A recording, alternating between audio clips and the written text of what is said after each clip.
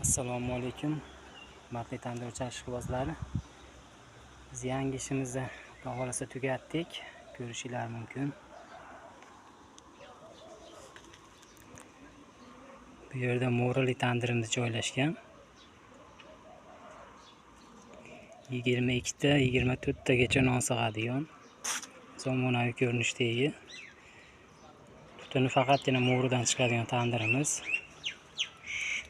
Yonida 1.30 santimetrli zakatovochniy partamiz joylashgan.